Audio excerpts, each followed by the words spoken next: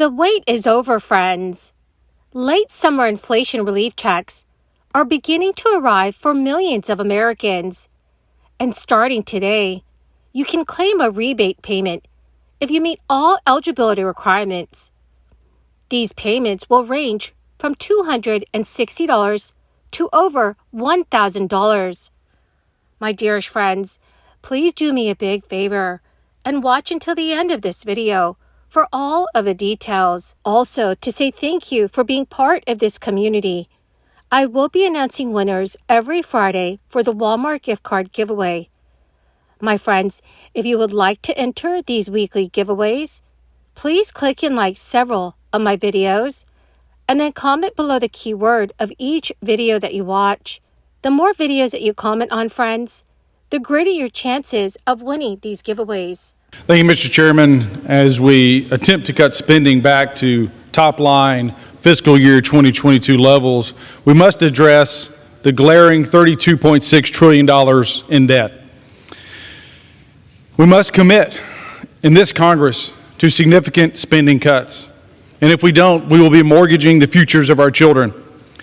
We will perpetually hobble long-term economic growth by not only destroying our future borrowing power, but by forcing our Treasury to dedicate much of its future spending to debt repayment, rather than meeting the needs of the American people. If we fail to tackle runaway spending now, we're compromising the well-being of future generations.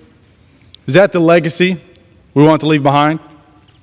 We have an obligation, a moral one, to ensure that we leave this country better off than we found it. In an appropriations bill that's supposed to be focused on supporting our veterans and their families, we're sending $293 million, taxpayer dollars, abroad to support NATO. That's an increase of 33% from FY 2023. Now, there will be some that argue that the $293 million figure is a commitment that the United States made at the June 22 NATO summit. And while Congress has largely abdicated its role in foreign affairs to the executive branch, it was the intent of our founding fathers that this institution provide a robust check on the executive.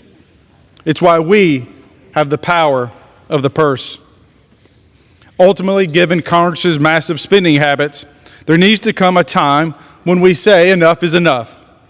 And that the perfect purpose for offering this amendment today, I'm asking all of my colleagues if they could spare just a 1% cut to NATO's security investment program. The wait for the Minnesota tax rebate is over.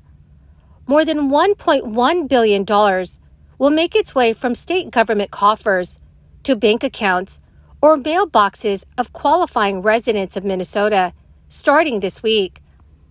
The first wave of payments will be direct deposits, which are $260 per person and can be up to $1,300 for a household, and paper checks in the mail will follow for those who have not supplied banking information to the state previously. The Revenue Department expects nearly 2.1 million rebate payments to be distributed by the end of September. The legislature carved the one-time rebates out of a projected $17.6 billion budget surplus, opting for smaller payments than what Governor Tim Walz had recommended and campaigned on. So not all taxpayers will receive money from the program.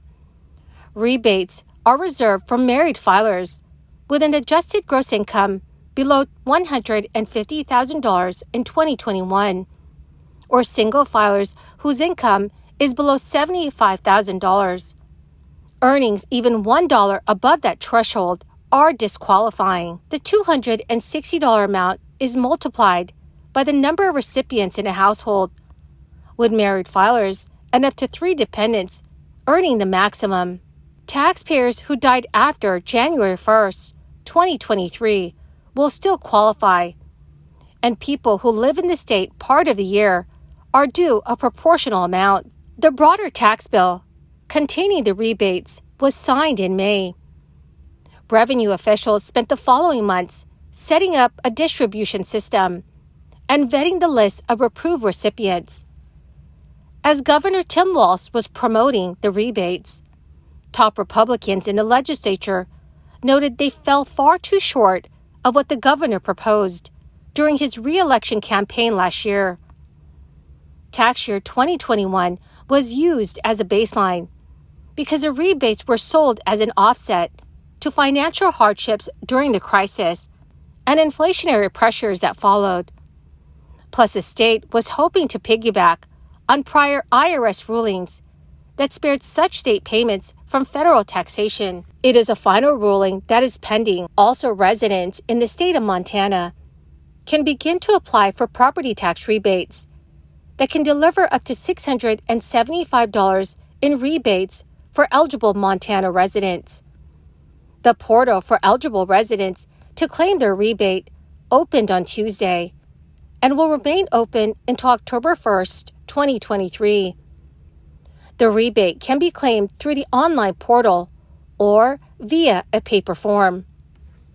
So the amount that a taxpayer receives from the rebate is dependent on how much they paid in property taxes for their principal Montana residents, with a maximum of $675 for the rebate amount. In order to qualify for the rebate, a taxpayer must have owned and lived in a residence in the state for at least 7 months, along with being billed and paying for the property taxes on the residence. The state will only allow one rebate per household.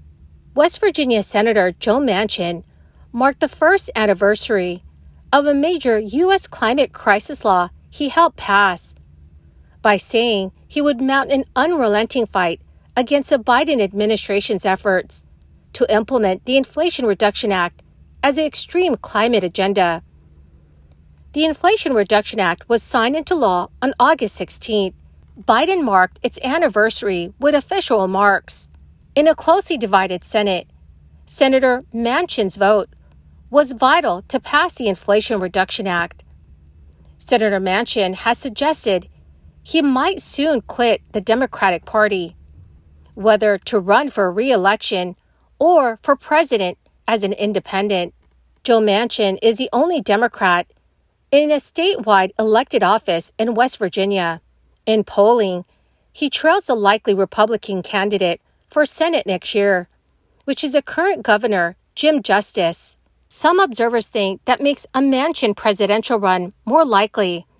Such a candidacy would be supported by No Labels, which is a group seeking to mount a third-party campaign against Biden and his top opponents. So, dear friends, what are your thoughts if Senator Manchin were to run for U.S. president? Please let me know what your thoughts are in the comments section below. Well, my beautiful and my most greatest friends, that is the end of my daily stimulus update video for today. My dear friends, I appreciate all of you being here every day and for being part of this community. To say thank you, I will be announcing winners every Friday for the Walmart gift card giveaway. If you would like to enter the weekly giveaway, friends, all you have to do is click and like several of my videos and then comment below the keyword of each video that you watch. The more videos that you comment on, dearest friends, the greater your chances of winning the giveaways. Thank you, and have a wonderful and very blessed week.